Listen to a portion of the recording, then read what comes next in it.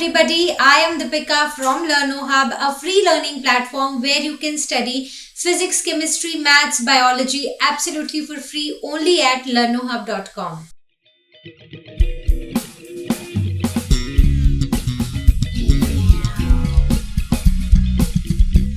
तो बच्चों, आज हम स्टार्ट करने जा रहे हैं अपना नेक्स्ट चैप्टर जो कि है मॉलिक्यूलर बेसिस ऑफ इनहेरिटेंस।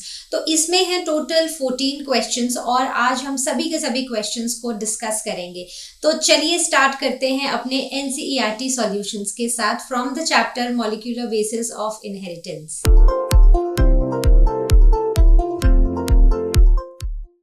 चलिए स्टार्ट करते हैं क्वेश्चन नंबर 1 के साथ। क्वेश्चन नंबर 1 है group the following as nitrogenous bases and nucleosides. तो हमारे पास कुछ ऑप्शंस हैं, adenine, cytidine, thymine, guanosine, uracil and cytosine. तो इनमें से हमें बताना है कि कौन से नाइट्रोजनस बेसिस हैं और कौन से न्यूक्लियोसाइड्स हैं। तो हमने पढ़ा है हमारे पास बेसिस होते हैं 4 तरह के, ठीक है। कौन कौन से बेसिस होते हैं? हमारे पास होते हैं adenine, thymine, cytosine, guanine and in case of RNA it is uracil, ठीक है। ये 5 होते हैं हमारे पास। अब इनमें जब एक बेस ऐड हो जाता है एक शुगर के साथ तो क्या बनता है? तो बनता है न्यूक्लियोसाइड, राइट। हमने ये पढ़ा था, सिंपल। अब जब ये न्यूक्लियोसाइड इसमें ऐड हो जाता है एक फॉस्फेट, ठीक है, so I write it completely, that is phosphate. तो ये क्या बन जाता है? ये बन जाता है एक न्यूक्लियोटाइड, राइट। तो अब हमें बहुत ही क्लियरली समझ आ गया है कि नाइट्रोजनस बेसिस कौन से होते हैं, न्यूक्लियोसाइड्स क्या होते हैं और न्यूक्लियोटाइड्स क्या होते हैं। तो अगर हम इनमें देखें, so adenine is a base, nitrogenous base, cytidine नहीं है, thymine is a base, uracil is a base and cytosine is a base. इसके सिवा साइटिडीन एंड गुआनोसिन ये दोनों क्या हैं? दीज आर न्यूक्लियोसाइड्स, ठीक है। I am writing NS, okay. तो अगर हम साइटिडीन की बात करें तो साइटिडीन क्या है? साइटिडीन एक साइटोसिन है प्लस इसके साथ क्या मिला हुआ है? इसके साथ साइटोसिन है, साइटोसिन के साथ साइटोसिन प्लस शुगर है साइटिडीन। वहीं पर गुआनिन प्लस क्या? Plus sugar, that is guanosine, ठीक है, सिंपल। तो अब देखते हैं अपना नेक्स्ट क्वेश्चन। चलिए देखते हैं क्वेश्चन नंबर 2। क्वेश्चन नंबर 2 है if a double stranded DNA has 20% of cytosine, calculate the percentage of adenine. तो हमें पता है कि अगर हम एक डीएनए की बात करें तो साइटोसिन क्या है? साइटोसिन बेसिकली एक नाइट्रोजनस बेस है, एडेनिन भी क्या है? एक नाइट्रोजनस बेस है। तो हमारे पास एक डीएनए में होते हैं 4 तरह के बेसिस, ठीक है, जो हमने लास्ट क्वेश्चन में भी पढ़ा, that is adenine, thymine, cytosine and guanine. तो एडेनिन और थायमिन हमेशा एक दूसरे के ऑपोजिट होते हैं, एक दूसरे के साथ में होते हैं। वहीं पर गुआनिन और साइटोसिन एक दूसरे के साथ होते हैं, राइट। तो मतलब कि अगर कहीं पर एडेनिन है तो वहां पर थायमिन भी जरूर होगा, या जहां पर थायमिन है वहां पर एडेनिन भी जरूर होगा। तो इसका मतलब है कि एडेनिन और थायमिन जो है ये दोनों इक्वल अमाउंट में हमें मिलेंगे। वहीं पर अगर हम साइटोसिन और गुआनिन की बात करें तो ये दोनों भी हमें इक्वल अमाउंट में मिलेंगे। मतलब ये एक दूसरे के साथ ही एग्जिस्ट करते हैं, एक दूसरे के बिना नहीं करते हैं, ठीक है। तो हमें क्वेश्चन में बोला गया है कि जो साइटोसिन है ना दैट इज 20%, ठीक है। तो इसका मतलब क्या हुआ कि गुआनिन जो है वो भी 20% ही होगा। तो साइटोसिन प्लस गुआनिन ने मिलके बना दिया 40%, ठीक है। अब हमारे 40% ऑफ बेसिस जो है वो साइटोसिन और गुआनिन ही है, राइट। अब हमारे पास बचते हैं एडेनिन और थायमिन, तो वो कितने होंगे? तो इसका मतलब हुआ A प्लस T हमारे पास कितना होगा? 100 में से हम किसको माइनस कर देंगे? 40 को। तो हमारे पास बचेगा 60%, ठीक है, एडेनिन प्लस थायमिन। अब हमने पढ़ा है कि एडेनिन और थायमिन क्या होंगे? इक्वल अमाउंट पर होंगे। अगर ये दोनों इक्वल अमाउंट पर हैं तो इसका मतलब है कि जितना एडेनिन है उतना ही थायमिन है। So adenine will be 30 and thiamine will also be 30, so total will be 60, ठीक है। So what is the answer? What calculate the percentage of adenine? So adenine is 30%, right. बहुत ही सिंपल। चलिए देखते हैं नेक्स्ट क्वेश्चन। तो चलिए देखते हैं question number 3। If the sequence of one strand of DNA is written as follows, 5 prime to 3 prime direction में हमें एक डीएनए स्ट्रैंड का सीक्वेंस दिया है। Write down the sequence of complementary strand in 5 prime to 3 prime direction. ठीक है, तो अब हमें इसका कॉम्प्लीमेंट्री स्ट्रैंड लिखना है, लेकिन हमें उस कॉम्प्लीमेंट्री स्ट्रैंड को लिखना है 5 प्राइम से 3 प्राइम की डायरेक्शन में। तो जो ऊपर स्ट्रैंड दिया था ना, मैंने उसको ऐसे कॉपी कर दिया है यहाँ पर। तो सबसे पहले अब हमें ये पता है कि जब हम इसका कॉम्प्लीमेंट्री स्ट्रैंड नीचे बनाएंगे तो ये होगा from 3 prime to 5 prime end, right. तो कैसे होगा ये? A will always pair with T and T will always pair with A. C will always pair with G and G will always pair with C. Simple, ये हमने last question में भी discuss किया। ठीक है, तो हम इसका कॉम्प्लीमेंट्री स्ट्रैंड का जो सीक्वेंस है वो लिखना शुरू करते हैं। लेकिन याद रखना, अभी जो हम लिख रहे हैं ना, that we are writing from 3 prime to 5 prime end. ठीक है, तो अगर हम देखें तो अब A किसके साथ पेयर करेगा? T के साथ। T किसके साथ पेयर करेगा? A के साथ। G किसके साथ पेयर करेगा? C के साथ। C किसके साथ पेयर करेगा? G के साथ। तो अगर अब आप देखो ना, तो ये ऐसा ही सीक्वेंस होने वाला है। ठीक है, TACG। ठीक है, यहां तक लिख लिया। देन अगेन TACG, आप इसको ऊपर से मैच करते जाओ, ये यही आएगा TACG, right. Then again TACG, यहां तक लिख लिया। देन TACG, यहां तक लिख लिया। देन अगेन TACG, यहां तक हो गया। Then TACG। तो ये हमारे कॉम्प्लीमेंट्री स्ट्रैंड का सीक्वेंस आ गया in 3 prime to 5 prime direction. ठीक है, लेकिन हमें क्वेश्चन में पूछा है कि हमें सीक्वेंस को लिखना है इन 5 प्राइम टू 3 प्राइम। तो कुछ भी नहीं करना है। अब बहुत ही सिंपल काम है। हमें क्या करना है, हमने ये जो लिखा है ना, बस अब यहां से लिखना शुरू कर देना है इस डायरेक्शन में। बहुत ही सिंपल है। लेकिन अब ऐसा नहीं करना कि G को यहाँ पर पेयर कर देना C के साथ, यहाँ पर कोई पेयरिंग नहीं होगी। यहाँ पर सिर्फ हमें इसका सीक्वेंस लिखना है इस डायरेक्शन में, 5 प्राइम टू 3 प्राइम डायरेक्शन में। ठीक है, तो जैसा लिखा है हम बस वैसा ही लिखते जाएंगे। तो GCAT, ठीक है, GCAT, फिर से यहां तक हमने लिख लिया, फिर से GCAT, right. So we wrote till this, कहां तक? यहां तक, है ना। देन फिर GCAT, so we wrote till what? GCAT, right, GCAT, right, है ना। फिर से यहां तक लिख लिया। देन GCAT, राइट, यहां तक हो गया। देन GCAT, यहां तक। देन GCAT, यहां तक। And now the last one, GCAT। ठीक है, तो ये हमारा कॉम्प्लीमेंट्री स्ट्रैंड का सीक्वेंस हो गया in 5 prime to 3 prime. So this will be our final answer, this will be the correct one.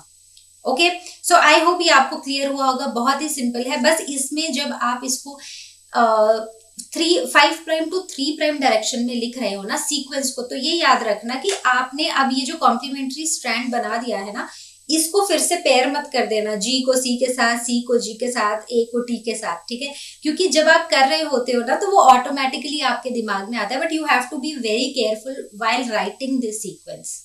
ठीक है, so I hope this is clear to everybody. Let's move on to our next question. चलिए देखते हैं question number 4। Question number 4 है, if the sequence of the coding strand in a transcription unit is written as follow from 5 prime to 3 prime end, write down the sequence of mRNA। तो हमें पता है कि अगर हम एक डीएनए की बात करते हैं, ठीक है, देयर आर 2 स्ट्रैंड्स। ठीक है, तो एक होता है हमारा टेम्पलेट स्ट्रैंड और एक होता है हमारा कोडिंग स्ट्रैंड। ठीक है, क्या हुआ? एक हुआ हमारा टेम्पलेट स्ट्रैंड और एक हुआ हमारा कोडिंग स्ट्रैंड। तो जो हमारा mRNA आएगा वो आएगा हमारा टेम्पलेट स्ट्रैंड से, और जो कोडिंग स्ट्रैंड होगा वो सेम ही रहेगा mRNA में, राइट। सिर्फ एक फर्क आ जाएगा, मतलब ये कोड नहीं होता है। कोडिंग स्ट्रैंड जो है it codes for nothing, right, in transcription. ठीक है, तो इसमें क्या होगा, ये है हमारा कोडिंग स्ट्रैंड।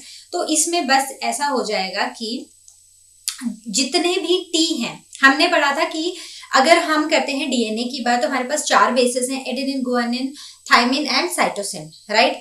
वहीं पर अगर हम बात करते हैं अपना आरएनए की, ठीक है, तो उसमें भी हमारे पास 4 बेसेस हैं, एडेनिन, गुआनिन, साइटोसिन, लेकिन जो थायमिन है वो रिप्लेस हो जाता है यूरेसिल से, ठीक है। तो हमने इसमें कुछ भी नहीं करना है, हमने ए को ए ही रहने देना है, जहां जहां टी है वहां वहां हम क्या लिख देंगे, वहां वहां हम यू लिख देंगे, बाकी ये पूरा का पूरा सेम ही रहेगा, ठीक है, कोई चेंज नहीं आएगा इसमें। यहां तक हो गया। Then A U G C, right, then A U G C, then again A U G C, और ये हो गया हमारा mRNA sequence for this particular coding strand. बहुत ही सिंपल था, बस ये छोटा सा कॉन्सेप्ट है जो आपको दिमाग में रखना है, नहीं तो आप क्या करोगे, इसमें भी सब कुछ उल्टा पुल्टा हो जाएगा हमारा, ठीक है, तो इसमें कुछ उल्टा पुल्टा हमें नहीं करना है। Okay, so I hope this is clear to everybody. Let's move on to our next question. चलिए बात करते हैं क्वेश्चन नंबर 4 की। क्वेश्चन नंबर 4 है, which property of DNA double helix led Watson and Crick to hypothesize semi-conservative mode of DNA replication. Explain. तो हमें पता है कि जो डीएनए की रेप्लिकेशन होती है, तो हमारा जो डीएनए होता है वो कुछ इस तरह होता है, राइट, जो हम ये भी देख सकते हैं। तो होता क्या है कि ये जो मतलब ये जो 2 स्ट्रैंड्स होते हैं ना, इनके पास क्या होते हैं, इनके पास अपने अपने नाइट्रोजनस बेसिस होते हैं जो एक दूसरे के साथ पेयर करते हैं। ए पेयर करता है टी के साथ और टी पेयर करता है ए के साथ, सी पेयर करता है जी के साथ और जी पेयर करता है सी के साथ, ठीक है। तो ए और टी आपस में पेयर करते हैं और सी और जी आपस में पेयर करते हैं, राइट। तो ऐसे ही ये दोनों एक दूसरे के पैरेलल चलते हैं। अब कौन सी वो प्रॉपर्टी है जिसको देख के वॉटसन एंड क्रिक ने बोला कि जो हमारा जो डीएनए रेप्लिकेशन होती है ना, ये जो मोड है ना, दैट इज सेमी कंजर्वेटिव। ऐसा क्यों है? अब हमने सीक्वेंसेस देखे, कैसे ये एक दूसरे के साथ पेयर हो रहे हैं, हमने वो सब देख लिया। अब उसके बाद अगर हम इसको ध्यान से देखेंगे ना, क्या होता है कि सबसे पहले एक जो डीएनए का स्ट्रैंड होता है, मतलब बेसिकली कॉइल्ड जो डीएनए होता है, जो डबल स्ट्रैंड्स होते हैं, वो किसी एक पॉइंट पे अनकॉइल हो जाते हैं। जैसे कि इस पॉइंट पे ये अनकॉइल हो गए हैं, ठीक है, तो सबसे पहले ये अनकॉइलिंग हो जाती है यहाँ, राइट। अब अनकॉइल होने से क्या होता है कि यहाँ पर सिंथेसिस स्टार्ट होती है एक नए डीएनए स्ट्रैंड की। मतलब जो इस तरफ वाला जो एक स्ट्रैंड आया है, ठीक है, ये भी एक टेम्पलेट स्ट्रैंड एक्ट करेगा, इसके साथ क्या बनेंगे, दूसरा स्ट्रैंड बनना शुरू हो जाएगा, राइट। और ये जो दूसरा स्ट्रैंड है ये भी क्या करेगा, ये भी एक टेम्पलेट स्ट्रैंड की तरह बिहेव करेगा, राइट। तो अब अगर हम इसको ध्यान से देखें तो यहाँ पर भी हमारा न्यू क्या बन रहा है, नया डीएनए स्ट्रैंड बन रहा है, यहाँ पर भी डीएनए स्ट्रैंड बन रहा है। अब ये जो डीएनए स्ट्रैंड है, जो पेरेंटल डीएनए स्ट्रैंड है, उसका सीक्वेंस वही रहेगा, कॉम्प्लीमेंट्री सीक्वेंसेस आ जाएंगे। जो न्यू स्ट्रैंड है, या हम जिसको डॉटर स्ट्रैंड बोलेंगे या न्यूली सिंथेसाइज्ड स्ट्रैंड बोलेंगे, इस तरफ भी वही होगा, ठीक है। तो बेसिकली क्या है कि ये दोनों जो स्ट्रैंड है, ये पेरेंटल स्ट्रैंड और ये डॉटर स्ट्रैंड, ये दोनों एक दूसरे के एंटी पैरेलल हैं और ये कॉम्प्लीमेंट्री हैं, ठीक है, कॉम्प्लीमेंट्री सीक्वेंसेस हैं दोनों तरफ। तो एक तो ये रीजन था, और दूसरा रीजन ये था कि ये जो दोनों हमारे जो नए डीएनए मॉलिक्यूल हमारा बन रहा है, अब ये एक डीएनए मॉलिक्यूल हो गया, राइट, ये एक डीएनए मॉलिक्यूल है, तो इसमें एक पेरेंटल स्ट्रैंड है और एक न्यूली सिंथेसाइज्ड स्ट्रैंड है। तो इसका मतलब है कि आधा जो उसका मॉलिक्यूल है ना, जो वो पेरेंटल स्ट्रैंड है, वो कंजर्व हो रहा है, पिछला ही जो हमारा पेरेंटल स्ट्रैंड है वो पेरेंटल स्ट्रैंड नहीं चेंज हो रहा है। So that is why it is called as a semi conservative mode of DNA replication, right. तो जब भी आपको ये आए तो आपको मेन पॉइंट्स यही मेंशन करने, they are antiparallel and complementary in nature, ठीक है, दोनों स्ट्रैंड्स। और दूसरी चीज है कि जो हमारे एक नया डीएनए मॉलिक्यूल बनता है, उसमें एक पेरेंटल स्ट्रैंड होता है और दूसरा होता है न्यू स्ट्रैंड और द डॉटर स्ट्रैंड और द न्यूली सिंथेसाइज्ड स्ट्रैंड, ठीक है। इसलिए हम बोलते हैं, क्योंकि आधा जो हमारा स्ट्रैंड है ना वो पेरेंटल स्ट्रैंड ही रहता है, इसलिए हम बोलते हैं कि this is a semi conservative mode of DNA replication. So I hope this is clear to everybody. चलिए देखते हैं question number 6। Depending upon the chemical nature of template DNA और RNA and the nature of nucleic acid synthesized from it, that is DNA और RNA, list the types of nucleic acid polymerases. तो जो हमारे दो nucleic acid polymerases हैं हमें उनके बारे में बताना है। तो कौन कौन से हैं? वैसे तो हमें लिस्ट ही बोला हुआ है, लेकिन हम थोड़ी सी डिटेल पढ़ेंगे। So one is DNA dependent DNA polymerase and second is DNA dependent RNA polymerase. ठीक है, तो बेसिकली डीएनए पॉलीमरेज है और आरएनए पॉलीमरेज है। तो डीएनए पॉलीमरेज का क्या काम है? वो एक डीएनए से, ठीक है, डीएनए के एक स्ट्रैंड से एक नया डीएनए का स्ट्रैंड बना देता है। ठीक है, so use DNA as a template strand और उससे एक नया डीएनए स्ट्रैंड बना रहा है। तो बेसिकली यहां पर हो रही है रेप्लिकेशन। ठीक है, ये डीएनए पॉलीमरेज हेल्प कर रहा है रेप्लिकेशन में। वहीं पर अगर हम बात करें सेकंड की, दैट इज आरएनए पॉलीमरेज, तो उसमें टेम्पलेट तो हमारा डीएनए है, it uses DNA as a template, लेकिन ये सिंथेसाइज क्या कर रहा है? आरएनए। ठीक है, so basically this RNA polymerase it helps in transcription, right. So I hope ये आपको क्लियर हुआ होगा। बहुत ही सिंपल से दो हमें एंजाइम्स बताने थे और वो हमने बता लिए। ठीक है, तो ये दो बहुत ही इंपॉर्टेंट है। जब भी आप ट्रांसक्रिप्शन का प्रोसेस आपको कोई एक्सप्लेन करने के लिए बोलता है या रेप्लिकेशन बोलता है, तो आपको इन एंजाइम्स के बारे में मेंशन करना बहुत ही जरूरी है। ओके, चलिए देखते हैं नेक्स्ट क्वेश्चन। तो चलिए बच्चों बात करते हैं क्वेश्चन नंबर 7 की। क्वेश्चन नंबर 7 है, how did Hershey and chase differentiate between DNA and protein in their experiment while proving that DNA is a genetic material. तो कैसे हर्शे और चेज ने अपने एक्सपेरिमेंट्स किए थे जिसमें उन्होंने प्रोटीन लिया था, डीएनए लिया था, उनको कैसे डिफरेंशिएट किया था और कैसे उन्होंने ये प्रूव किया कि जो डीएनए है that is the genetic material. ठीक है, तो उन्होंने ये एक्सपेरिमेंट किया था 1952 में। तो ये एक बहुत ही कॉमन सा एक पिक्चर है, डायग्राम है, जो आपने अपनी बुक्स में देखा होगा। तो हम इसी को एक्सप्लेन करेंगे और इसी से हम समझेंगे कि क्या एक्सपेरिमेंट किया था हर्शे एंड चेज ने। तो हर्शे और चेज ने क्या किया? उन्होंने लिए बैक्टीरियोफाजेस। बैक्टीरियोफाजेस क्या होते हैं? क्या ये बैक्टीरिया होते हैं? नहीं, ये होते हैं वायरसेस। ठीक है, ये होते हैं वो वायरसेस जो बैक्टीरिया को इन्फेक्ट करते हैं। तो उन्होंने बहुत सारे बैक्टीरियोफाजेस लिए और दूसरा उन्होंने लिया इकोलाई। ठीक है, उन्होंने इकोलाई बैक्टीरिया लिया, राइट। तो उन्होंने क्या किया कि ये जो बैक्टीरियोफाजेस थे ना, ठीक है, आई विल राइट बीपी, इनको उन्होंने ग्रो किया दो तरह के कल्चर्स में। ठीक है, एक तो हो गया रेडियो एक्टिव फास्फोरस और दूसरा हो गया रेडियो एक्टिव सल्फर। जब इन बैक्टीरियोफाजेस को ग्रो किया गया फास्फोरस में और सल्फर में, तो क्या देखने को मिला कि इसमें वो रेडियो एक्टिव हो गए। ठीक है, इसमें बेसिकली इस केस में डीएनए था जो रेडियो एक्टिव हो गया। ठीक है, जब हमने उसको फास्फोरस रेडियो एक्टिविटी में ग्रो किया। क्यों? क्योंकि डीएनए में फास्फोरस होता है, तो वो जो फास्फोरस था वो रेडियो एक्टिव हो गया। ठीक है, तो इसका डीएनए रेडियो एक्टिव हो गया। वहीं पर अगर हम इसकी बात करें तो इसके केस में जो प्रोटीन था वो हो गया रेडियो एक्टिव। ठीक है, यहाँ मैं डीएनए लिख देती हूँ, यहाँ प्रोटीन। ठीक है, सल्फर के केस में प्रोटीन रेडियो एक्टिव हो गया।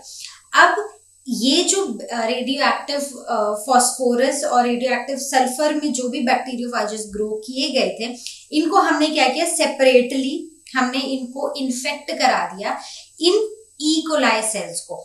ठीक है, अब जब हमने इन इकोलाई सेल्स को इन्फेक्ट कराया तो क्या करते हैं ये बैक्टीरियोफाजेस? इनका जो अपना डीएनए होता है ना, डीएनए नहीं हम बोलेंगे इनका जो जेनेटिक मटेरियल होता है ना, इसको वो ट्रांसफर कर देते हैं उस सेल को। ठीक है, वो जो बैक्टीरियल सेल है उसको ये ट्रांसफर कर देते हैं और बैक्टीरिया का सेल समझता है कि ये मेरा ही जेनेटिक मटेरियल है और वो उसको रेप्लिकेट करना शुरू कर देता है।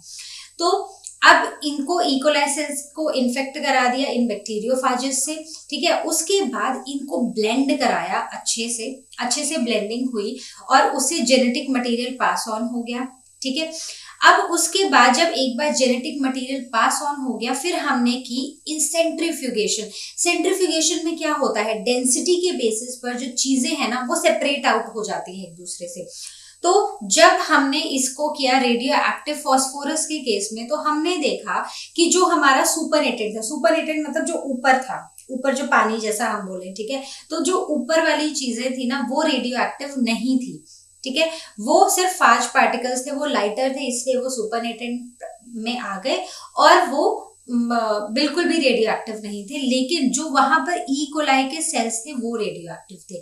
वहीं पर हमने सल्फर के केस में देखा, रेडियो एक्टिव सल्फर के केस में हमने देखा कि जब सेंट्रिफिकेशन हुई तो जो हमारा सुपरनेटेंट आया ना वो रेडियो एक्टिव था, ठीक है। वहीं पर जो हमारा सेल्स थे, हमारे ई कोलाई के सेल्स थे, वो रेडियो एक्टिव नहीं थे, ठीक है। फॉस्फोरस के केस में क्या ट्रांसफर हुआ था? डीएनए ट्रांसफर हुआ था। सल्फर के केस में भी डीएनए ही ट्रांसफर हुआ था, लेकिन फॉस्फोरस के केस में क्या हुआ था कि जो जेनेटिक मटेरियल है, ठीक है, वो मतलब जो डीएनए था वो रेडियो एक्टिव हुआ था और वहीं पर सल्फर के केस में प्रोटीन रेडियो एक्टिव हो गया था। तो इसका क्या मतलब हुआ? हमारे जो ई कोलाई के सेल्स है ना वो फॉस्फोरस के केस में रेडियो एक्टिव हुए और फॉस्फोरस में डीएनए रेडियो एक्टिव हुआ था। तो इसका मतलब है कि डीएनए पास ऑन होता है लेकिन प्रोटीन्स पास ऑन नहीं होते हैं, ठीक है। So this concluded that DNA is the genetic material not the protein, क्योंकि डीएनए पास ऑन हुआ सेल्स में, ना कि प्रोटीन, ठीक है। प्रोटीन अपने बैक्टीरियोफाज सेल के साथ ही चला गया, राइट, और वो सुपरनेटेंट रेडियो एक्टिव हो गया, लेकिन सेल हमारे रेडियो एक्टिव नहीं हुए। तो आई होप ये आपको क्लियर हुआ होगा। बहुत ही सिंपल एक्सपेरिमेंट है, आपने बहुत बार पढ़ा है, अपनी बुक में एक बार फिर से पढ़ना और इसी तरह से आई वुड सजेस्ट कि आप एक छोटा सा फ्लो चार्ट बना लेना, राइट। तो उससे क्या होगा ना, जब आप रिवाइज करोगे ना तो आपके लिए बहुत ही इंटरेस्टिंग होगा, ठीक है। तो इंपॉर्टेंट पॉइंट्स जरूर मेंशन करना उस फ्लो चार्ट में। तो आई होप ये क्लियर हुआ होगा। अब हम देखेंगे अपना नेक्स्ट क्वेश्चन। चलिए बात करते हैं क्वेश्चन नंबर 8 की। क्वेश्चन नंबर 8 है डिफरेंशिएट बिटवीन द फॉलोइंग। सबसे पहले है repetitive DNA and satellite, then messenger RNA and tRNA, then template and coding strand. तो सबसे पहले हम पढ़ेंगे रेपिटेटिव डीएनए और सैटेलाइट डीएनए का। तो बेसिकली अगर हम रेपिटेटिव डीएनए की बात करें तो जैसे कि ये वर्ड है कुछ रिपीट हो रहा है, तो डीएनए में क्या रिपीट होगा? डीएनए में सीधे सी बात है कि डीएनए सीक्वेंस ही रिपीट होंगे, right. So DNA sequences containing small segments that are repeated multiple times, मतलब कुछ small segments हैं डीएनए के जो बार बार रिपीट हो रहे हैं। वहीं पर अगर हम सैटेलाइट डीएनए की बात करते हैं तो ये एक तरह का रेपिटेटिव डीएनए ही होता है जिसमें जो डीएनए सीक्वेंस होते हैं ना उनकी बहुत ही ज्यादा रेपिटेशन होती है, ठीक है। तो बेसिकली सैटेलाइट डीएनए क्या है? ये एक रेपिटेटिव डीएनए ही है, लेकिन इसमें जो वो स्मॉल स्मॉल सेगमेंट्स की रेपिटेशन है ना वो बहुत ज्यादा है, राइट। तो बस इतना सा ही डिफरेंस है इन दोनों में। उसके बाद आता है हमारा messenger RNA and tRNA. MRNA मतलब मैसेंजर आरएनए, टीआरएनए मतलब ट्रांसफर आरएनए, ठीक है। तो मैसेंजर आरएनए क्या होता है? ये एक ऐसे लीनियर सा स्ट्रक्चर होता है जिसके ऊपर हमारे बेसिस होते हैं, ठीक है। तो जब ट्रांसक्रिप्शन होगी तो ये टेम्पलेट स्ट्रैंड एक्ट करेगा, ठीक है। इसी स्ट्रैंड के बेसिस पर हमारे क्या बनेंगे? हमारे नेक्स्ट स्ट्रैंड बनेगा और फिर हमारे प्रोटीन्स बनेंगे उसके बाद। वहीं पर अगर हम टीआरएनए की बात करें तो टीआरएनए एक लीफ लाइक स्ट्रक्चर होता है, वो हमने जैसे टी जैसा स्ट्रक्चर पढ़ा था ना, एल शेप का स्ट्रक्चर पढ़ा था, बस ये वैसा होता है। ये एक अडेप्टर मॉलिक्यूल होता है, इसका काम होता है कि अमाइनो एसिड्स को लाना मैसेंजर आरएनए पे और प्रोटीन्स की सिंथेसिस करना, पॉलीपेप्टाइड चेन बनाना, ठीक है। अमाइनो एसिड्स को लाना और पॉलीपेप्टाइड चेन बनाने में हेल्प करना, इसीलिए इसको बोलते हैं ट्रांसफर आरएनए, ठीक है। बहुत ही सिंपल से डिफरेंसेस हैं दोनों के बीच में। चलिए देखते हैं difference between a template strand and a coding strand. तो चलिए बच्चों बात करते हैं difference between a template strand and a coding strand. तो हमने पढ़ा है कि जो हमारा एक डीएनए मॉलिक्यूल होता है उसमें 2 स्ट्रैंड्स होते हैं, उनमें से एक स्ट्रैंड होता है हमारा टेम्पलेट स्ट्रैंड और हमारा दूसरा स्ट्रैंड होता है कोडिंग स्ट्रैंड, ठीक है। तो जो टेम्पलेट स्ट्रैंड होता है उसकी पोलैरिटी होती है फ्रॉम 3 प्राइम टू 5 प्राइम और जो हमारा कोडिंग स्ट्रैंड होता है उसकी पोलैरिटी होती है फ्रॉम 5 प्राइम टू 3 प्राइम, ठीक है। तो अब ये टेम्पलेट स्ट्रैंड वो स्ट्रैंड होता है जिसके बेसिस पर हमारा एमआरएनए बनता है, ठीक है। और ये जो हमारा कोडिंग स्ट्रैंड होता है ना, ये वो स्ट्रैंड होता है जिससे कि जो कुछ नहीं करता है, उसका कोई काम नहीं है, ठीक है, लेकिन वो फिर भी वहां पर होता है, ठीक है। तो template strand basically template act करता है for the synthesis of mRNA and coding strand remains as such. लेकिन ये जो कोडिंग स्ट्रैंड होता है ना, ये इसका जो सीक्वेंस होता है it is exactly same as the messenger RNA. क्यों ऐसा होगा? क्योंकि मैसेंजर आरएनए किससे बन रहा है? मैसेंजर आरएनए बन रहा है हमारे टेम्पलेट स्ट्रैंड से। तो मतलब कि उसका जो सीक्वेंस हुआ वो कॉम्प्लीमेंट्री हुआ डीएनए के, ठीक है। डीएनए टेम्पलेट स्ट्रैंड और एमआरएनए जो हुए वो एक दूसरे के कॉम्प्लीमेंट्री हुए। वहीं पर ये जो हमारा कोडिंग स्ट्रैंड है ये भी तो बना है किससे? इसी टेम्पलेट स्ट्रैंड से, मतलब बेसिकली इसी की कॉम्प्लीमेंट्री है। तो जो हमारा कोडिंग स्ट्रैंड होता है और जो एमआरएनए होता है उनके सीक्वेंसेस क्या होते हैं? एकदम सेम होते हैं। बस एक फर्क होता है कि एमआरएनए में हमने पढ़ा था कि थायमिन की जगह होता है यूरैसिल, और तो जो कोडिंग स्ट्रैंड होगा वहां पर तो थायमिन होगा, लेकिन एमआरएनए में होगा यूरैसिल, ठीक है। तो डिफरेंस एक बार पढ़ लेते हैं। Template strand is a template for the synthesis of mRNA during transcription and coding strand is a strand of DNA having same sequences as mRNA. T in DNA is replaced with U in RNA। और polarity तो हमने देख ही ली दोनों की क्या होती है, ठीक है। तो बहुत ही सिंपल था, आई होप आपको क्लियर हुआ होगा। तो चलिए बात करते हैं अपनी क्वेश्चन नंबर 9 की। क्वेश्चन नंबर 9 है list 2 essential roles of ribosomes during translation. तो ट्रांसलेशन क्या होता है? एक ऐसा प्रोसेस जब मैसेंजर आरएनए से हमारे प्रोटीन्स बनते हैं, ठीक है।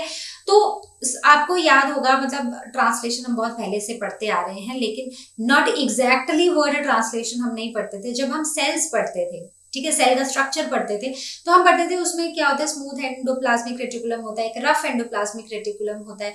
जो रफ होता है उसके ऊपर छोटे छोटे बीड्स होते हैं, और ये बीड्स जो होते हैं ये होते हैं राइबोसोम्स, ठीक है। ये वही साइट होती है जहां पर प्रोटीन सिंथेसिस होती है। तो बेसिकली क्या होती है? जहां पर ट्रांसलेशन होती है।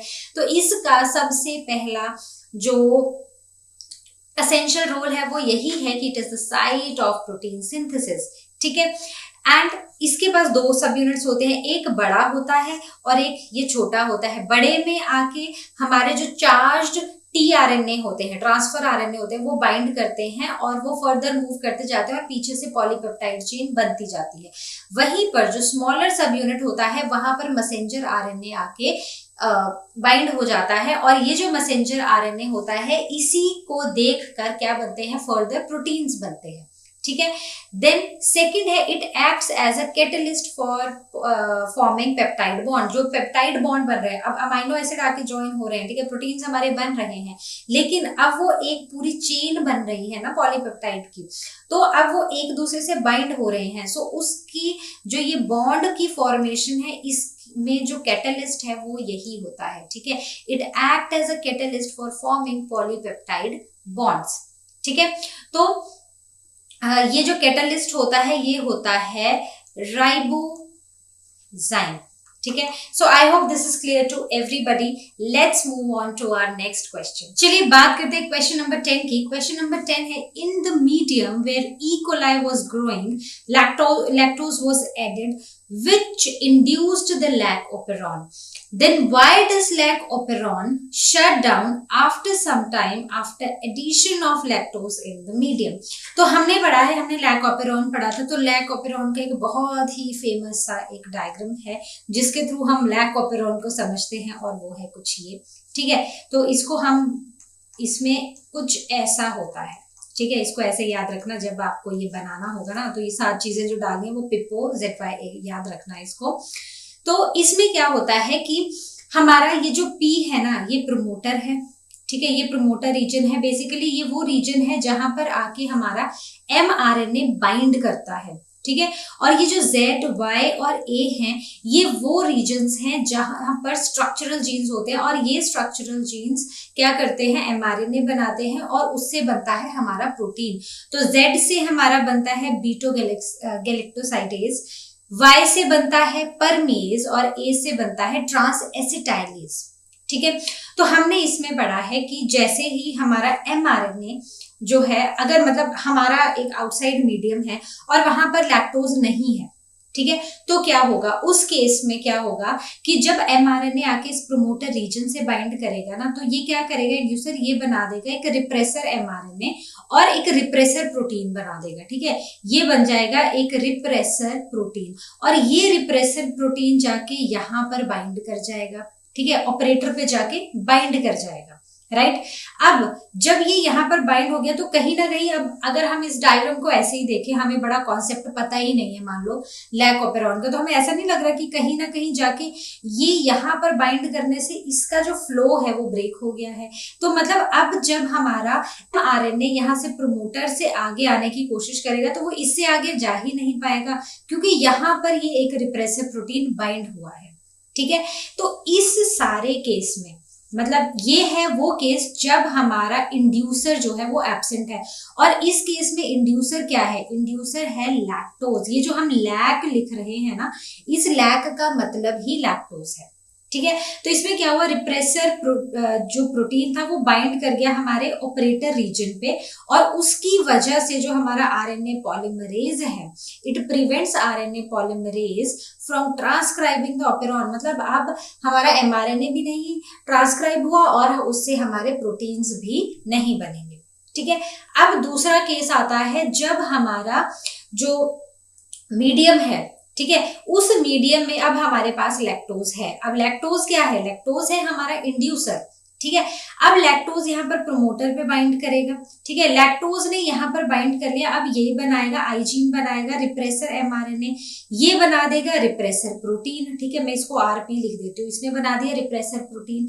अब ये जो रिप्रेसर प्रोटीन है ये यहाँ पर जाके बाइंड नहीं कर पाएगा। क्यों नहीं कर पाएगा, क्योंकि इस मीडियम में है हमारे पास लैक्टोज, और ये जो लैक्टोज है ये यहाँ पर कन्वर्ट हो जाएगा एलो लैक्टोज में, और ये एलो लैक्टोज इस रिप्रेसर प्रोटीन को क्या कर देगा, इनएक्टिवेट कर देगा, जो कि लैक्टोज ना होने की वजह से एक्टिव रहता है, लेकिन जैसे ही लैक्टोज आता है ये इनएक्टिव हो जाता है। अब ये इनएक्टिव हो गया, ठीक है, ये रिप्रेसर जो है ये हमारा इनएक्टिव हो गया, ठीक है, इंड्यूसर ने इसको इनएक्टिव कर दिया।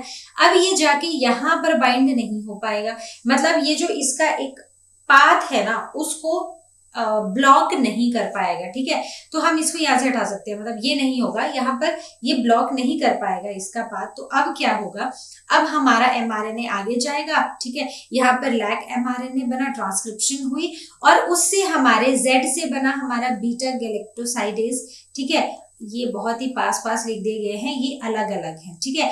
वाई जीन से हमारा, वाई स्ट्रक्चरल जीन से हमारा बना परमेज, और ए स्ट्रक्चरल जीन से हमारा बना ट्रांस एसिटाइलेज, ठीक है। अब इसमें क्या होता है कि मान लो कि जब हमारे पास इंड्यूसर नहीं था, जब हमारे पास लैक ऑपेरॉन था नहीं, लैक्टोज था ही नहीं हमारे मीडियम में, लेकिन हो सकता है कहीं पर ऐसे थोड़ा बहुत हो, तो ऐसा होता है कि ये जो पूरा सिस्टम है ना ये कंप्लीटली शट डाउन नहीं होता है। परमेज क्या करता है, परमेज का काम है कि अगर आपको आसपास थोड़ा बहुत लैक्टोज भी मिल रहा है तो वो उस लैक्टोज को थोड़ा बहुत अंदर आने देता है, और इन एंजाइम्स की कहीं ना कहीं प्रोडक्शन होती रहती है, कम अमाउंट में होती है लेकिन होती रहती है। लेकिन जैसे ही हमारा इंड्यूसर आता है, जैसे ही हमारा लैक ऑपेरॉन आता है, वैसे ही इनकी जो प्रोडक्शन है वो एकदम बढ़ जाती है, ठीक है। फिर ये गैलेक्टोसाइडेज क्या करेगा, जितना भी हमारा जितना भी लैक्टोज है उसको कन्वर्ट कर देगा ये ग्लूकोज प्लस गैलेक्टोज में, और जो हमारे सेल्स हैं उनको एनर्जी मिलती रहेगी, उनको ग्लूकोज मिलता रहेगा और वो अपने खुश रहेंगे, राइट, उनका पेट भर रहा है, राइट। तो ये था कि अब क्या होता है कि हमें क्वेश्चन पूछा है कि why does lac operon shut down after some time after addition of lactose in the medium.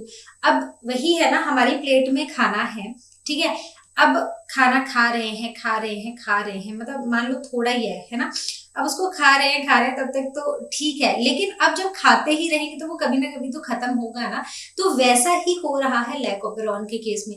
अब लैक्टोज अभी तो बहुत अच्छी अमाउंट में है, हमने ऐड किया, एकदम पेट भर के लैक्टोज सबको मिल रहा है, लेकिन आफ्टर सम टाइम अब वो कंज्यूम हो रहा है, तो आफ्टर सम टाइम क्या होगा कि वो खत्म हो जाएगा। तो इसकी वजह से क्या होगा, जो हमारा लैक ऑपेरॉन है ना वो भी शट डाउन हो जाएगा, ठीक है।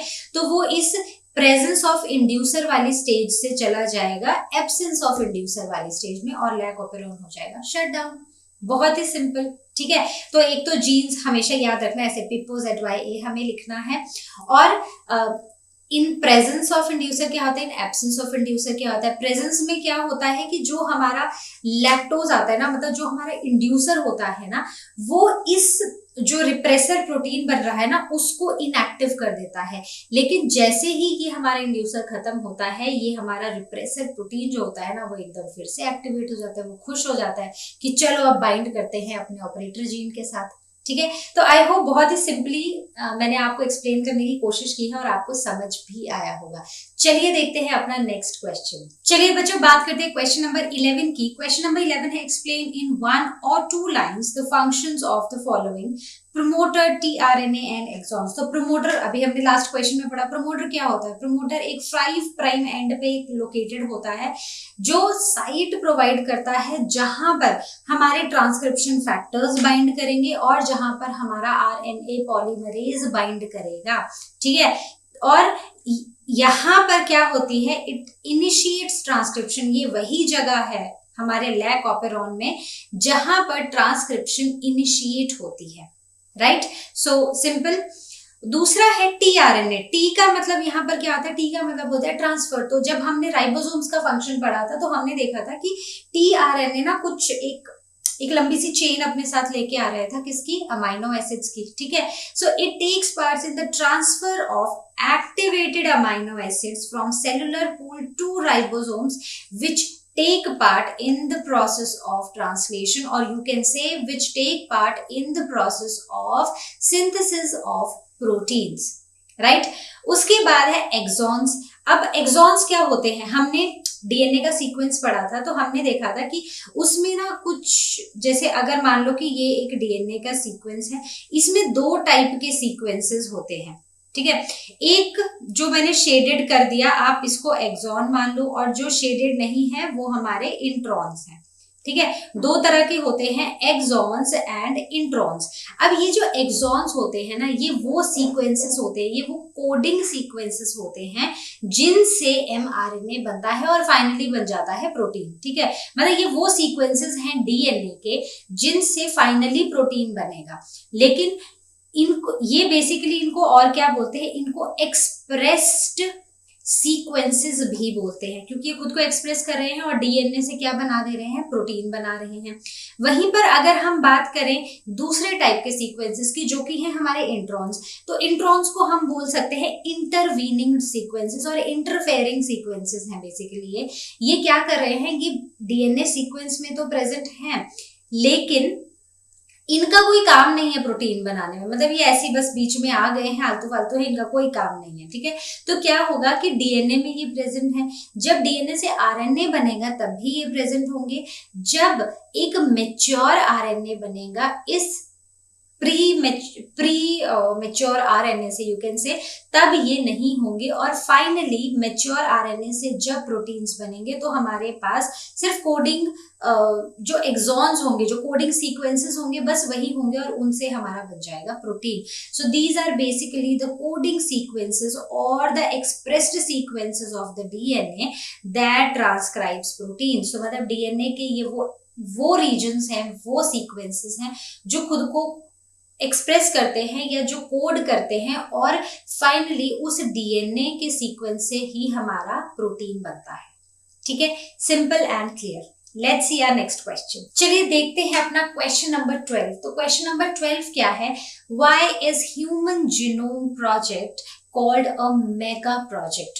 तो इसको ना हम शॉर्ट फॉर्म में HGP भी बोलते हैं, that is a human genome project, ठीक है। तो ये इसे एक मेगा प्रोजेक्ट क्यों बोला गया था, क्योंकि अगर सोचो, अगर आपको एक ह्यूमन के जीनोम्स के बारे में स्टडी करना है तो वो कितनी लार्ज स्केल एक्सटेंसिव स्टडी होगी। और क्या आपको लगता है कि जीनोम को स्टडी करना एक बहुत ही सिंपल सा है कि मतलब ऐसे जीनोम निकाला और ऐसे पढ़ा और सीक्वेंसेस लिख दिए? No, it requires a very high technology, बहुत ही स्किल्ड काम है। देन हमें बहुत लैब्स की जरूरत रही होगी, ठीक है। और इसको करने में टाइम भी बहुत ज्यादा लगा होगा, राइट। तो मतलब ऑलमोस्ट 10 to 13 ईयर्स लगे हैं इस ह्यूमन जीनोम प्रोजेक्ट में। तो इसमें क्या है कि इसका एक स्पेसिफिक गोल था कि हमें जो सारे के सारे सीक्वेंसेस हैं, ठीक है, sequence every base pair in human genome, एक ह्यूमन जीनोम का हर एक बेस पेयर को हमें क्या करना है, सीक्वेंस करना है, ठीक है। तो वो आसान नहीं है, राइट। कितना कितना ज्यादा सीक्वेंसेस होंगे कि हर एक को करना is a very minute thing, और उसमें टाइम भी लगेगा। ऐसा तो यानी जीनोम निकाला और हमने पढ़ लिया। अब उसके लिए हमें क्या चाहिए, हमें नई टेक्नोलॉजी भी डेवलप करनी पड़ी, उसके लिए साइंटिस्ट को जनरेट करनी पड़ी नई इंफॉर्मेशन जीनोम स्टडीज के बारे में कि हम कैसे कैसे पढ़ सकते हैं, उससे रिलेटेड कैसे टेक्नोलॉजीज डेवलप हुई हैं, ठीक है। उसके बाद इसमें बायो इन्फॉर्मेटिक्स का बहुत ही मेजर रोल था। अब अगर आप देखें, बायो इन्फॉर्मेटिक्स एक अलग से एक स्ट्रीम है, ठीक है। You can opt for bio informatics. इसमें ये ऐसी ही माइन्यूट स्टडीज की जाती है, डेटा बेसिंग होती है, हाई कंप्यूटेशनल डिवाइसेस होते हैं जिनसे एनालिसिस की जाती है, जिनमें अब ये स्टडी के ये जीनोम, तो अब की इंफॉर्मेशन है उसको स्टोर किया जाता है, और जब जरूरत पड़े तो इस इंफॉर्मेशन को रिट्रीव करके स्टडी की जाती है, राइट। उसके बाद बहुत सारी इंफॉर्मेशन जनरेट की गई in form of sequence annotations, ठीक है। बहुत सारी इंफॉर्मेशन हमें मिली है इस ह्यूमन जीनोम प्रोजेक्ट से। उसके बाद एक्सपेरिमेंट्स जो हुए, अब ऐसा तो नहीं है एक ये छोटी सी लैब है यहीं पर सब कुछ हो रहा है। हमें न्यू टेक्नोलॉजी चाहिए, हमें न्यू डिवाइसेस चाहिए, तो अब ऐसा नहीं है कि यहाँ पर स्टडी हो रही है तो यहीं पर सारे डिवाइसेस बनेंगे, यहीं पर टेक्नोलॉजी बन रही है, नहीं। बहुत सारी लैब्स ने कोलैबोरेट किया, कोऑर्डिनेट किया एक दूसरे से। ये एक कोऑर्डिनेटेड एफर्ट था जिससे कि एक्सटेंसिव स्केल पे ये एक्सपेरिमेंट्स किए गए। So can you imagine how big is this project, कितनी सारी स्टडी हुई है, कितना storage, retrieval of information, then analysis की गई है, और बहुत सारी लैब्स ने आपस में कोऑर्डिनेट करके it took many years to complete this project. That is why it is called as a mega project, right. एक बहुत बड़ा सा प्रोजेक्ट, ठीक है। तो चलिए देखते हैं अपना नेक्स्ट क्वेश्चन। तो चलिए देखते हैं question number 13, what is DNA fingerprinting. तो डीएनए फिंगरप्रिंटिंग क्या है एंड मेंशन इट्स एप्लीकेशंस। तो डीएनए फिंगरप्रिंटिंग क्या है, इसको हम एक और नाम दे सकते हैं जो कि है डीएनए टाइपिंग, ठीक है।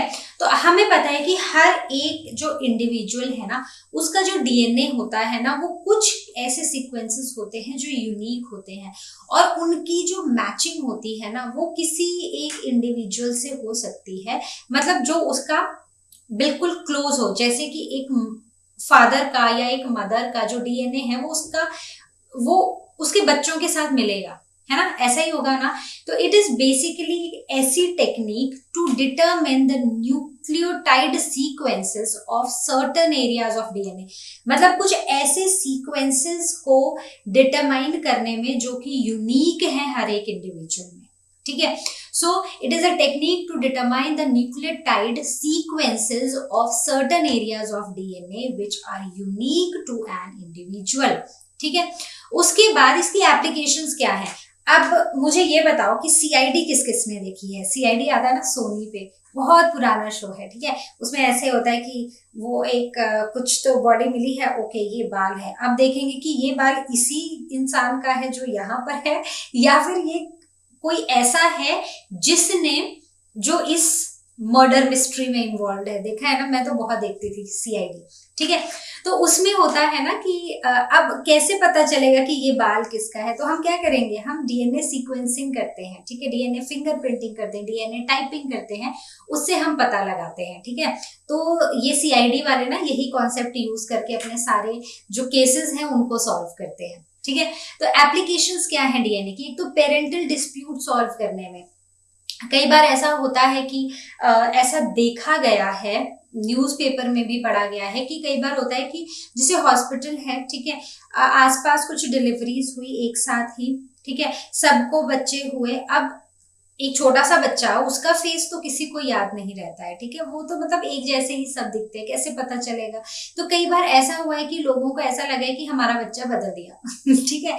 तो उस केस में ये जो पेरेंटल डिस्प्यूट वाले जो चीजें हैं ना, उसके केस में क्या किया जाता है कि डीएनए फिंगरप्रिंटिंग की जाती है, डीएनए टाइपिंग की जाती है, उनका एक पर्टिकुलर सर्टेन एरिया जो उनके डीएनए का है उसको स्टडी किया जाता है और उसको मैच किया जाता है जो कॉरेस्पॉन्डिंग जो हमारे पास डीएनए सीक्वेंस है, ठीक है। तो उससे ये पता चलता है कि ये जो पर्टिकुलर डीएनए है ना, ये इसको किससे आया होगा, क्या इंडिविजुअल ए से आया है या बी से आया है या सी से आया है। सो इस तरह के कुछ पेरेंटल डिस्प्यूट्स को सॉल्व करने के लिए ये डीएनए फिंगरप्रिंटिंग यूज की जाती है, राइट। दूसरा है use to identify genes connected with hereditary diseases. तो कुछ ऐसे जीन्स को आइडेंटिफाई करने में जो कि ऐसा हो सकता है कि एक जनरेशन से दूसरी में ट्रांसफर हो रहे हो और उनकी वजह से कुछ हेरिडिटरी डिजीजेस हो रही हो, तो उनको आइडेंटिफाई करने के लिए डीएनए फिंगरप्रिंटिंग की जाती है, राइट। उसके बाद फॉरेंसिक साइंसेस में टू आइडेंटिफाई इंडिविजुअल्स, ठीक है। अब कई बार हम देखते हैं कि कुछ ऐसे केसेस आते हैं जिसमें एक जो इंसान है ना, उसकी बॉडी ऐसी है कि आइदर इट इज बर्न्ड, ठीक है, और या वो इतनी खराब कर दी गई है कि उस इंसान को पहचानना मुश्किल हो जाता है। तो उस इंसान से कुछ एक पार्ट निकाला जाता है, मतलब किसी एक पार्ट से डीएनए का सैंपल लिया जाता है और उसका सीक्वेंस किया जाता है और उससे पता लगाया जाता है कि इस इंडिविजुअल की आइडेंटिटी क्या है, ये कौन इंडिविजुअल है, ठीक है। उसको मैच किया जाता है कुछ सर्टेन नंबर से ABC से और उससे पता लगाया जाता है कि ये इंडिविजुअल कौन है या ये किस फैमिली को बिलोंग करता है, ठीक है। फिर उसके बाद है used to establish the evolutionary relationship between organisms. तो अलग अलग ऑर्गेनिजम्स में जो एक एवोल्यूशनरी हिस्ट्री होती है ना, उसको एस्टैब्लिश करने में भी डीएनए फिंगरप्रिंटिंग का ही यूज किया जाता है, ठीक है। तो आई होप ये 4 के 4 पॉइंट्स आपको बहुत ही अच्छे से क्लियर हुए होंगे। अब हम देखेंगे अपना नेक्स्ट क्वेश्चन। तो चलिए स्टार्ट करते हैं अपना question number 14। Briefly describe the following: transcription, polymorphism, translation and bioinformatics. तो आपको याद होगा जब हमने सेंट्रल डोग्मा पढ़ा था तो उसमें हमने पढ़ा था कि हमारे पास एक डीएनए होता है, ठीक है। जब डीएनए से ही डीएनए हमें मिलता है तो उस प्रोसेस को हम बोलते हैं रेप्लिकेशन। अब जब इस डीएनए से हमें मिलता है मैसेंजर आरएनए, तो इस प्रोसेस को हम बोलते हैं ट्रांसक्रिप्शन, ठीक है। और अब जब इस मैसेंजर आरएनए से बनते हैं प्रोटीन्स, ठीक है, तो उसको हम क्या बोल रहे हैं? उसको हम बोल रहे हैं ट्रांसलेशन, ठीक है। तो ये 3 प्रोसेसेस हैं हमारे बहुत ही इंपॉर्टेंट जो हम इस चैप्टर में हमने पढ़े हैं। अब ट्रांसक्रिप्शन क्या हुआ? Transcription is basically a process in which this genetic information from DNA is copied into mRNA, ठीक है। तो डीएनए का एक स्ट्रैंड जो है जिसे हम टेम्पलेट स्ट्रैंड बोलते हैं, उससे हमारा क्या बनेगा? मैसेंजर आरएनए बनेगा, ठीक है। सो अब अगर हमें ब्रीफली डिस्क्राइब करना है तो हम एक तो इसकी डेफिनेशन लिख देंगे, दूसरा हम इसमें मेंशन करेंगे कि ये जो है ये फर्दर 3 स्टेप्स में डिवाइडेड होता है। There is initiation, there is elongation and there is termination. तो इनिशिएशन में क्या होता है कि जो हमारा प्रोमोटर रीजन होता है, हमने पढ़ा था ना लैक ऑपेरॉन में प्रोमोटर रीजन। तो अब ये जो प्रोमोटर रीजन होता है, यहाँ पर 2 चीजें आके बाइंड करती हैं। पहली है आरएनए पॉलीमरेज, जो कि एक बहुत ही इंपॉर्टेंट एंजाइम है जिससे कि आरएनए की सिंथेसिस होती है। This is DNA dependent RNA polymerase, remember हमने क्वेश्चन में पढ़ा था। उसके बाद दूसरा है सिग्मा फैक्टर। तो ये दोनों इनिशिएट करते हैं आरएनए की सिंथेसिस को, ट्रांसक्रिप्शन के प्रोसेस को, ठीक है। तो जो हमारा कॉइल्ड डबल हेलिकल डीएनए होता है ना, वो क्या होता है? वो सबसे पहले अनवाइंड हो जाता है, उसके जो बीच में बॉन्ड्स है ना वो ब्रेक हो जाते हैं, वो अनवाइंड हो जाता है, अनकॉइल हो जाता है और वहां पर सिंथेसिस शुरू होती है किसकी? आरएनए की, मैसेंजर आरएनए की, ठीक है। तो ये तो हमारा फर्स्ट स्टेप हो गया इनिशिएशन।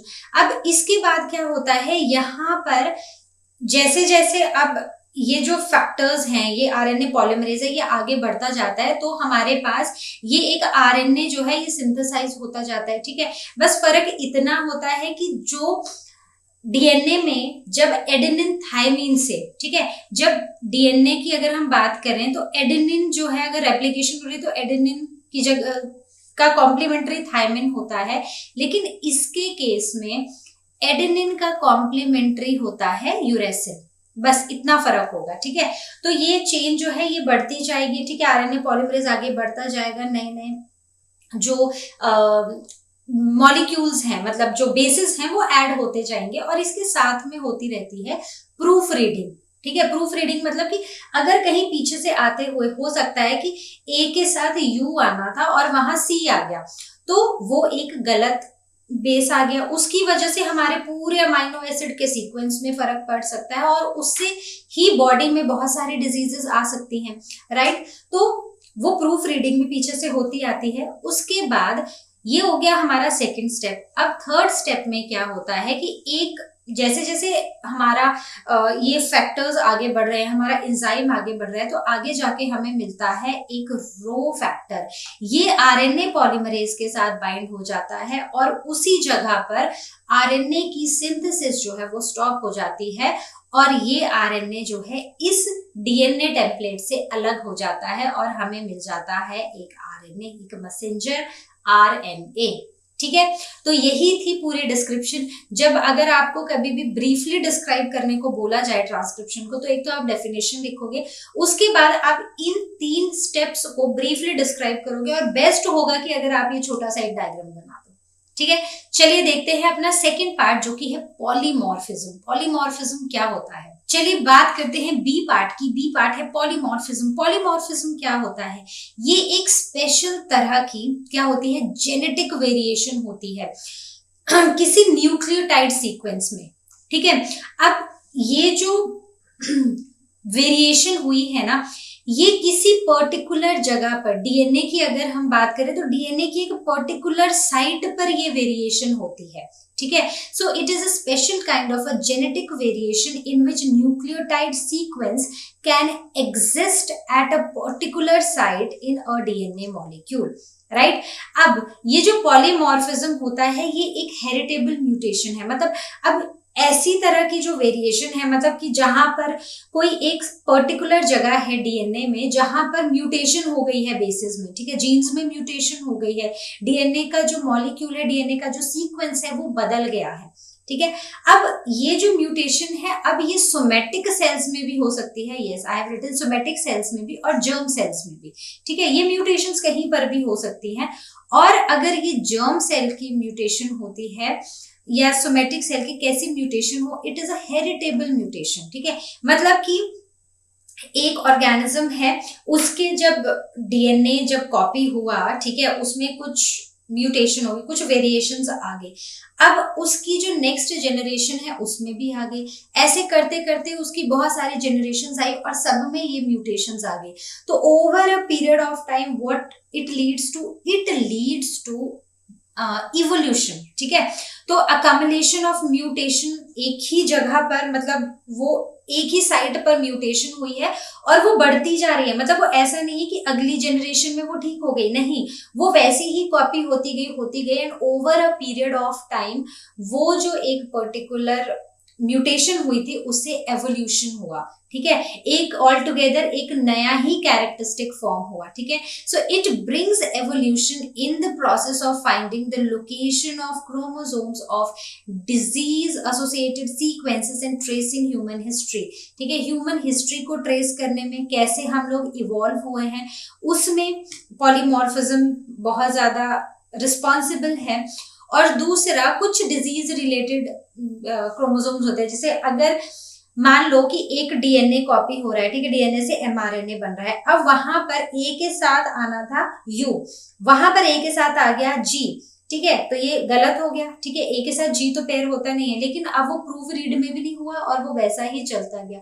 तो उससे पता क्या होगा, उससे जब अब प्रोटीन बनेगा ना, तो प्रोटीन कैसे बनते हैं, अब एक है AUG, एक ट्रिपलेट कोडोन है, उसी को कोई एक आके अमीनो एसिड कोड करता है, राइट, ऐसा ही पढ़ा है ना हमने ट्रांसलेशन में। तो अब क्या होगा, अब ये ऑल टुगेदर ना वो प्रोटीन ही बदल जाएगा, वो पूरा सीक्वेंस बदल जाएगा ट्रांसलेशन के लिए भी, तो उससे कुछ डिजीजेस होने का भी खतरा रहता है, ठीक है। सो दिस इज पॉलीमॉर्फिज्म, एक स्पेशल तरह की जेनेटिक वेरिएशन एक जगह पर, जिससे कि धीरे धीरे वो ट्रांसफर होती रहती है पॉपुलेशंस में, and ultimately it leads to evolution, right. अब देखते हैं हम इसका थर्ड पार्ट। अब बात करते हैं सी पार्ट की, दैट इज ट्रांसलेशन, ठीक है। सो DNA, RNA और RNA से हमारा क्या बना, प्रोटीन्स बने। तो ये जो प्रोसेस है, the process of polymerization of amino acids to form a polypeptide chain, so this process is called as a translation, right. अब इसके क्या है, 3 स्टेप्स हैं। अगेन जैसे हमने ट्रांसक्रिप्शन में पढ़े थे, there is initiation, there is elongation and there is termination. तो सबसे पहले क्या होता है कि ये जो साइट है, what is the site of this translation, that is ribosomes, ठीक है। अब राइबोसोम एक लार्जर यूनिट है, एक स्मॉलर यूनिट है। अब स्मॉलर यूनिट पे आके क्या आ जाएगा, यहाँ पर mRNA यहाँ पर बाइंड हो जाएगा, ठीक है, वो स्मॉलर यूनिट पे आ जाएगा, और लार्जर यूनिट पे tRNA एक्टिवेट होके अमाइनो एसिड से चार्ज होके आ जाएगा, ठीक है। अब क्या होगा कि सबसे पहले ये जो tRNA है ना, सबसे पहले यहाँ पर ढूंढा जाएगा एक इनिशिएशन कोडोन, जो कि क्या है, this initiation codon is AUG, ठीक है। अब AUG आया, सबसे पहले tRNA AUG रिकॉग्नाइज किया अपने मैसेंजर RNA पे, और उसके कॉम्प्लीमेंट्री वो क्या लेकर आया, tRNA का अमाइनो एसिड का सीक्वेंस, ठीक है। tRNA बाइंड हुआ, उसके साथ उसका जो अमाइनो एसिड है वो भी साथ में आके बाइंड हुआ। तो ऐसे ही अब क्या होगा, ये तो इनिशिएट होगी हमारी ट्रांसलेशन। इसके बाद आएगा इलोंगेशन। इलोंगेशन में क्या होगा कि एक अमाइनो एसिड जुड़ा, अब नेक्स्ट tRNA आके आगे बाइंड हुआ और उसने नेक्स्ट अमाइनो एसिड जोड़ा। ऐसे करते करते ये इतने सारे अमाइनो एसिड्स जो हैं, ये एक चेन बनती जाती है, ठीक है। एक के बाद एक अमाइनो एसिड जुड़ता जाता है और ये एक पॉलीपेप्टाइड चेन बनती जाती है। सो दिस प्रोसेस इज इलोंगेशन। उसके बाद है टर्मिनेशन। अब एक पॉइंट ऐसा आता है जब यहाँ पर इस tRNA को कुछ टर्मिनेटिंग कोडोन्स मिल जाते हैं, जैसे UAG, UAA और एक होता है UGA, ठीक है। तो 3 तरह के टर्मिनेटिंग कोडोन होते हैं हमारे पास। ये जो 3 तरह के टर्मिनेटिंग कोडोन होते हैं, जैसे ही हमारा tRNA इनको एनकाउंटर करता है, यहीं पर क्या हो जाती है, टर्मिनेशन हो जाती है हमारे प्रोसेस की, दैट इज ट्रांसलेशन, ठीक है। तो अब जब आपको ट्रांसलेशन पे कुछ भी ब्रीफली डिस्क्राइब करने को आए, तो आप क्या करोगे, आप इसकी क्या लिखोगे, सबसे पहले आप लिखोगे कि इसका डेफिनेशन क्या है, then you will write the site, कहां पर ये होता है। उसके बाद आप इन शॉर्ट ये तीनों स्टेप्स को एक्सप्लेन करोगे अलोंग विद दिस डायग्राम, ठीक है। तो बहुत ही सिंपल था। अब हम देखते हैं इसका last part, that is bio informatics. तो चलिए बात करते हैं अपने लास्ट पार्ट की, that is bio informatics. Bio informatics क्या है, एक एप्लीकेशन है कंप्यूटेशनल और स्टैटिस्टिकल टेक्निक्स की। मतलब यहाँ पर कहीं ना कहीं कंप्यूटर साइंस की भी नॉलेज हम यूज कर रहे हैं, और यहीं पर हमें हमारी इंफॉर्मेशन टेक्नोलॉजी भी यूज हो रही है। और इसकी ये एक एप्लीकेशन है जिसकी मदद से हम मॉलिक्यूलर बायोलॉजी की में और चीजें मतलब पढ़ते हैं, ठीक है। So it was developed after the completion of human genome project. तो ठीक है, हमने ह्यूमन जीनोम प्रोजेक्ट पढ़ा था, जिसमें कि हमने बहुत सारे ह्यूमन के जीनोम की स्टडी की थी, ठीक है। अब स्टडी कर लिया, अब स्टडी करके ऐसा तो नहीं है कि एक बार हमने उसको पढ़ा, अब हमने उसको जाने दिया, ठीक है। जब इतनी मेहनत की है तो अब हम उसको स्टोर भी करेंगे, ठीक है। जब हमें जरूरत पड़ेगी तो अब हम उसको एनालाइज भी करेंगे, हम उसको रिट्रीव भी करेंगे, हम उस पर फर्दर स्टडीज भी करेंगे। So this field was actually developed जब ह्यूमन जीनोम प्रोजेक्ट कंप्लीट हो गया, क्योंकि उसमें हमने बहुत सारी चीजों का न्यू टेक्नोलॉजी ली, नए नए इंफॉर्मेशन टेक्नोलॉजी का यूज किया, फिर कंप्यूटर साइंस का यूज किया, स्टैटिस्टिक्स का यूज किया। तो वो सारी मिला के हमने एक फील्ड बना दी, दैट इज बायो इन्फॉर्मेटिक्स। तो इसमें अब जितना भी हमारा जीनोम है हम उसको स्टोर करते हैं, उसका डेटा रिट्रीव करते हैं, उसके ऊपर एनालिसिस करते हैं, उसके ऊपर फर्दर स्टडीज करते हैं, ठीक है। So it involves the creation of biological databases that store vast information of biology, right. So I hope this is clear to everybody. तो आई होप ये सभी के सभी क्वेश्चंस आपको बहुत ही अच्छे से क्लियर हुए होंगे। अब हम मिलेंगे अपनी नेक्स्ट वीडियो में, और तब तक जैसा कि आप जानते हैं लर्नो हब फ्री है पर बेस्ट है।